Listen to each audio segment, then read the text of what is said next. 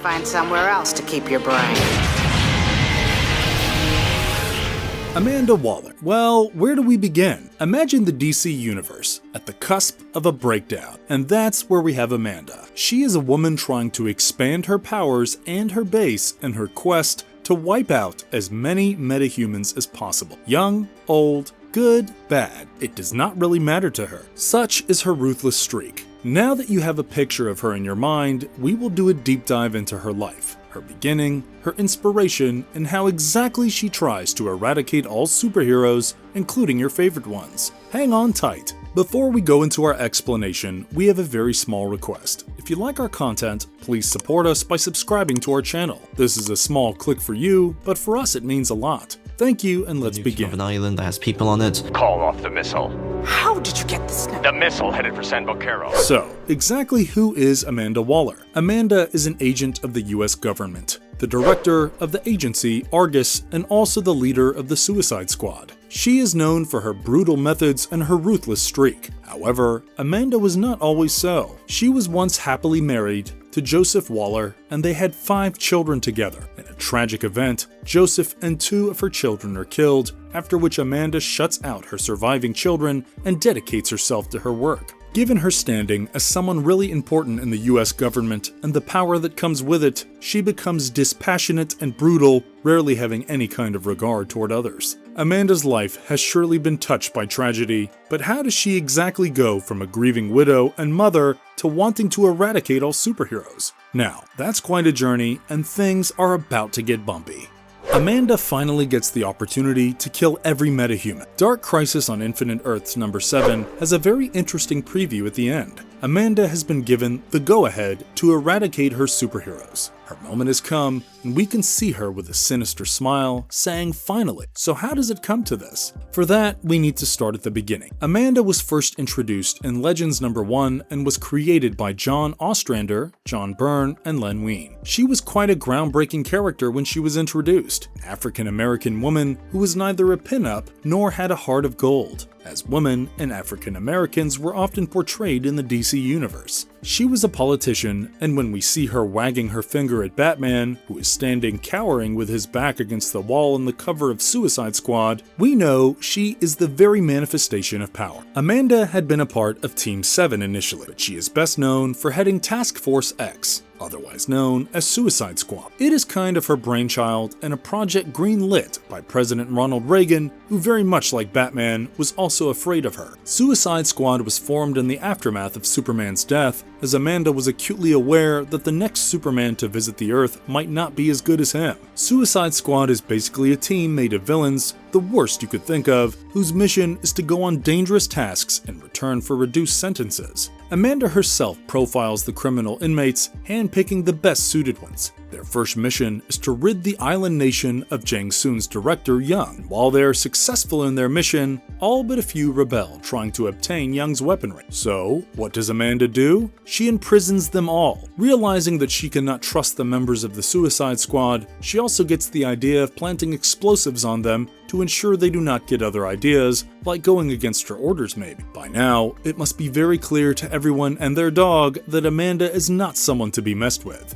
Not even in the slightest. But not really. When another of the Suicide Squad members, Savant, tries to flee a chaotic scene, despite her warnings, she actually detonated an explosive at the back of his head. Now, we really are trying to hold ourselves back here, but she really went for his head. Okay, sorry. Pretending that did not happen, we'll move on with the Suicide Squad. Over the period, Suicide Squad lives up to its name, mainly made up of villains, with a few heroes thrown in here and there, whose missions are dangerous and whose lives are expendable. Amidst this all, Amanda does not really hide her disdain for her agents, but what also becomes clear is that she does everything for her country, the USA. What is even more endearing is that despite her disdain and brutality towards them, the members of the Suicide Squad remain loyal to her. Now, you might think that if they had explosives attached to them, so obviously they're going to be loyal. But hear us out. The Suicide Squad often ran to her rescue, did not kill her despite multiple opportunities, and often sided with her against the US government. You might say there's a thin line between fear and loyalty. Maybe you'd be right.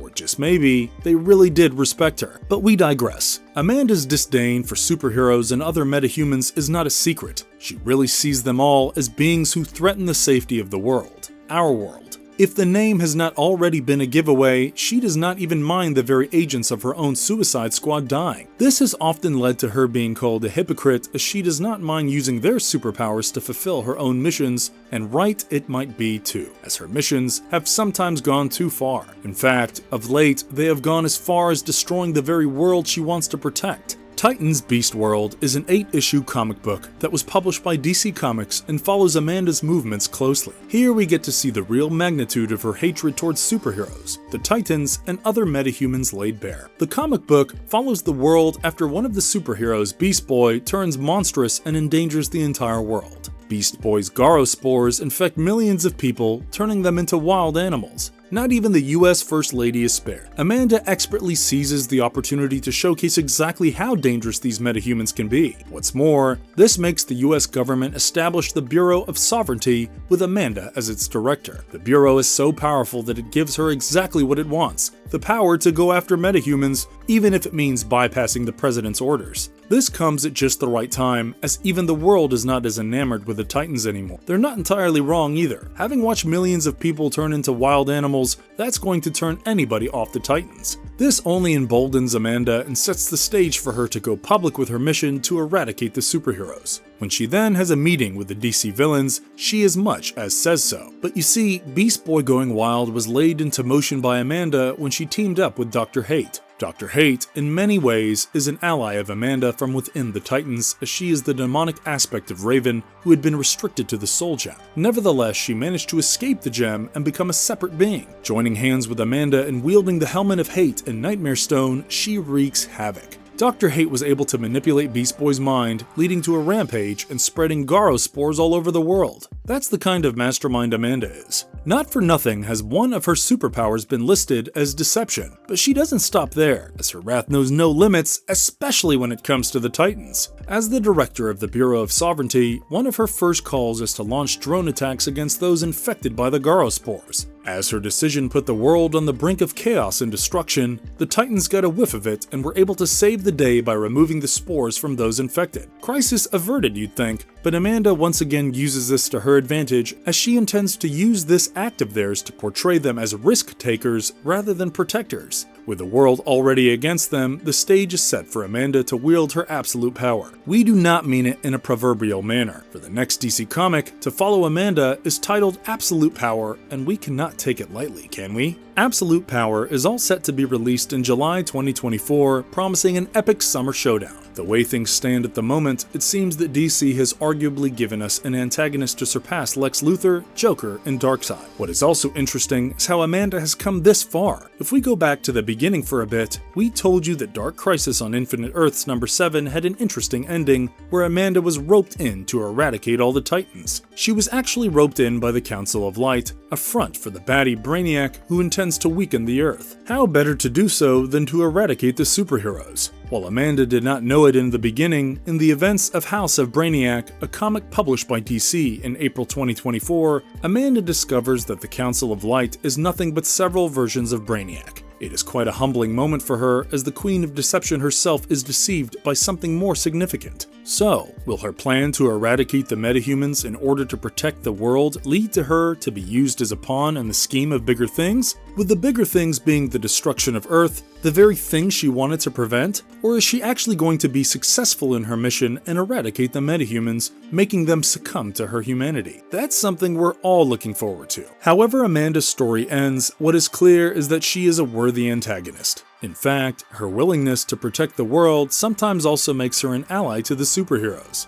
What sets her apart from other antagonists is not just her lack of real superpowers, but also her humanity. It may be because of her humanity that many have alternatively called her a psychopath and a sociopath. One interesting tidbit we were able to uncover is that Viola Davis, whose portrayal of Amanda is perhaps the best known, read Confessions of a Sociopath, a life spent hiding in plain sight, in preparation for the role. The book was written by a female law professor who had been diagnosed as a sociopath. Writing under a pen name, she begins the book by describing a disturbing scene wherein she watched a baby drowning in an apathetic manner. Throughout the book, she characterizes sociopaths as people with higher than normal thresholds for fear or morality. They also consider their environments as grounds for wielding power and winning at all costs. These characteristics, we think, describe Amanda to a T. She has a certain apathy towards others, which may sometimes come in handy in her line of work. While it cannot be said she is completely devoid of fear or morality, she operates in very gray areas when it comes to both. We certainly do not miss any of her wrongdoings as matters of moral ambiguity, but there is a method to her madness. We all do love our superheroes and may even wish for them to just materialize out of thin air and save the world whenever it needs saving. But that in itself begs for you to be careful what you wish for. These superheroes, these metahumans, are, after all, beings of immense power and caliber. It is only natural for people to fear them if they really existed. And at that time, even if it's just for a fleeting moment, you really might want someone like Amanda to bat for our world, standing tall as the wall, something she is otherwise known as. Protecting this country. Everyone stand down. Miss Waller, I don't— Stand down! Marvelous verdict. There we are with our more nuanced perspective of Amanda Waller. While recognizing the repercussions of her ruthlessness, we'd also categorize her as a complicated antagonist. So, do you agree with our take on Amanda, or do you have anything else to add? Please let us know in the comments below. And if you liked our content, don't forget to leave a like and subscribe to us if you haven't already. Have a good one and be safe. Thanks everyone.